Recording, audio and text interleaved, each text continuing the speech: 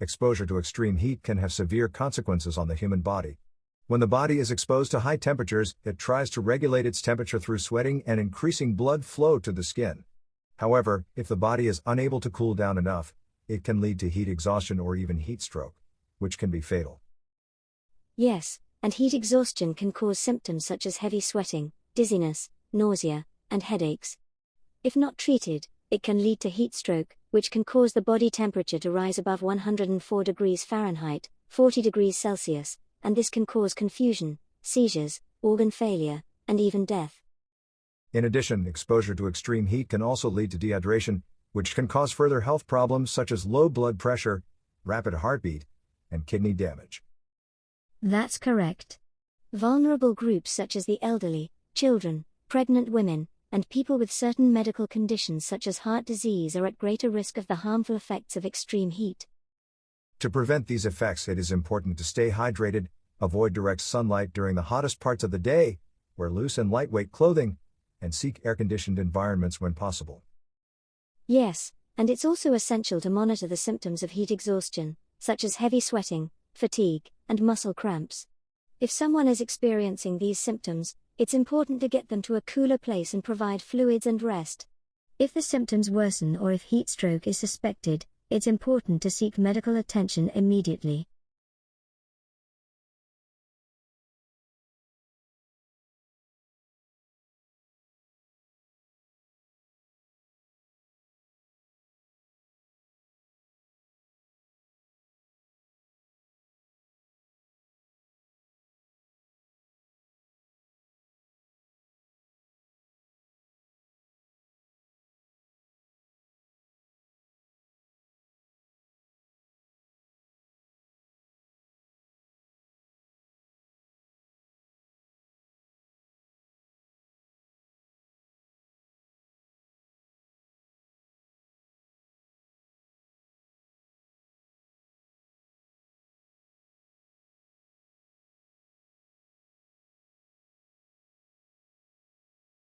Notwithstanding the gains made by Finland, it should also be acknowledged that there are important differences between the UK and Finland's housing, population and public services landscape.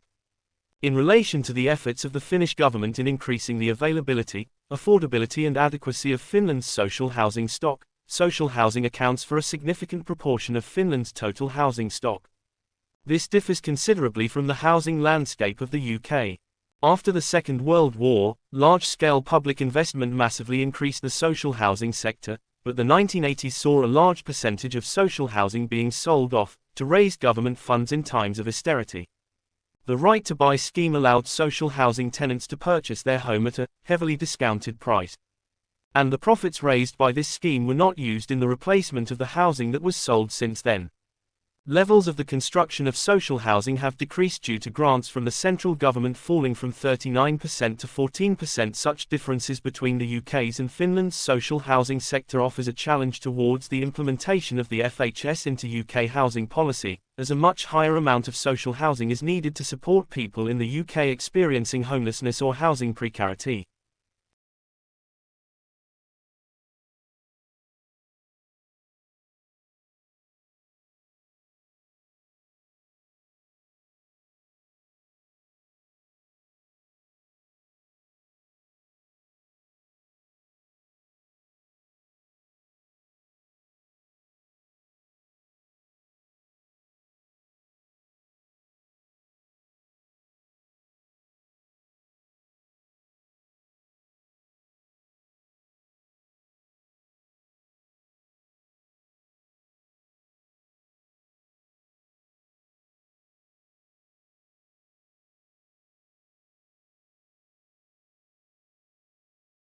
Spanish language (RW). If after years of Spanish classes, some people still find it impossible to understand some native speakers, they should not worry. This does not necessarily mean the lessons were wasted. Millions of Spanish speakers use neither standard Latin American Spanish nor Castilian, which predominate in U.S. schools. The confusion is partly political, The Spanish-speaking world is very diverse. Spanish is the language of 19 separate countries and Puerto Rico. This means that there is no one standard dialect. The most common Spanish dialect taught in the U.S. is Standard Latin American. It is sometimes called Highland Spanish since it is generally spoken in the mountainous areas of Latin America, while each country retains its own accents and has some unique vocabulary. Residents of countries such as Mexico, Colombia, Peru, and Bolivia generally speak Latin American Spanish, especially in urban centers. This dialect is noted for its pronunciation of each letter and its strong R sounds. This Spanish was spoken in Spain in the 16th and 17th centuries and was brought to the Americas by the early colonists. However, the Spanish of Madrid and of northern Spain, called Castilian, developed characteristics that never reached the New World.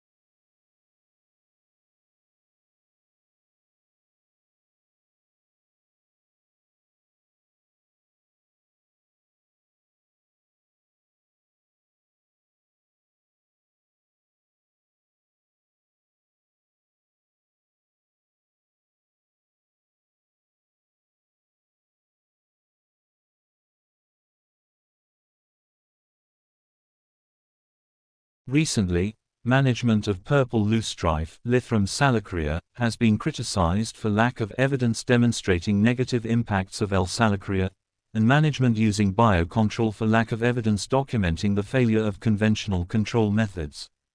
Although little quantitative evidence on negative impacts on native wetland biota and wetland function was available at the onset of the control program in 1985.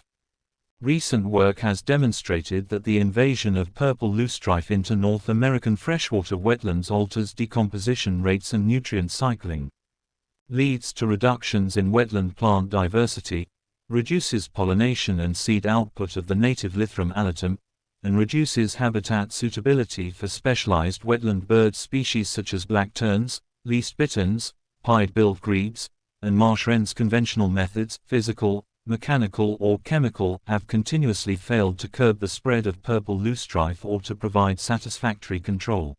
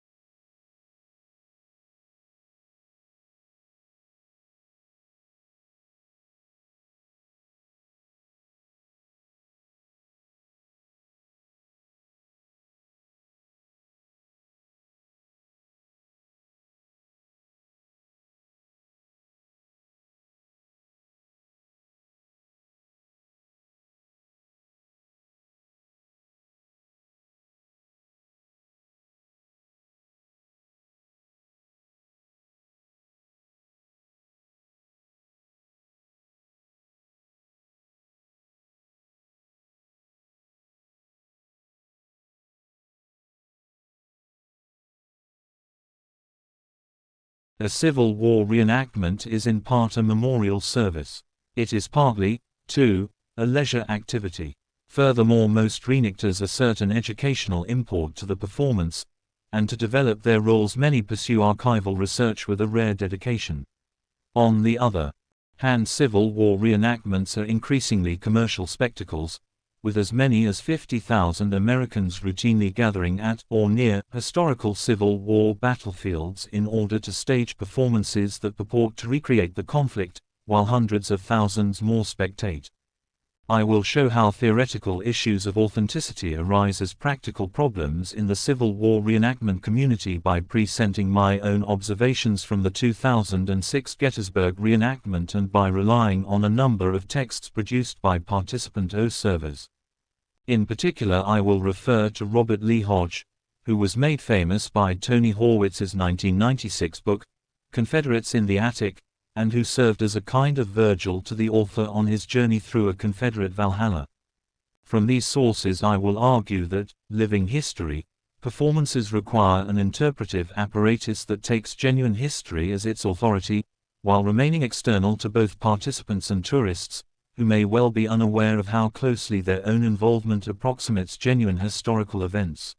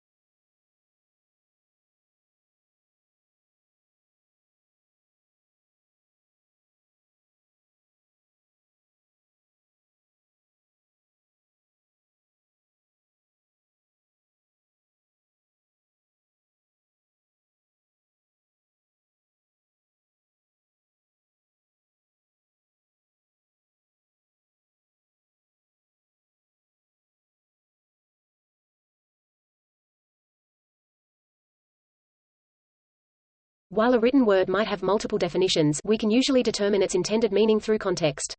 In speech, however, a word can take on additional layers of meaning. Tone of voice, the relationship between speakers, and expectations of where a conversation will go can imbue even words that seem like filler with vital information. This is where and come in. Or a and ehm, totoa and eto and ano. Linguists call these filled pauses, which are a kind of hesitation phenomenon. And these seemingly insignificant interruptions are actually quite meaningful in spoken communication. For example, while a silent pause might be interpreted as a sign for others to start speaking, a filled pause can signal that you're not finished yet. Hesitation phenomena can buy time for your speech to catch up with your thoughts, or to fish out the right word for a situation. And they don't just benefit the speaker, a filled pause lets your listeners know an important word is on the way. Linguists have even found that people are more likely to remember a word if it comes after a hesitation. Hesitation phenomena aren't the only parts of speech that take on new meaning during dialogue. Words and phrases such as like, well, or you know function as discourse markers, ignoring their literal meaning to convey something about the sentence in which they appear.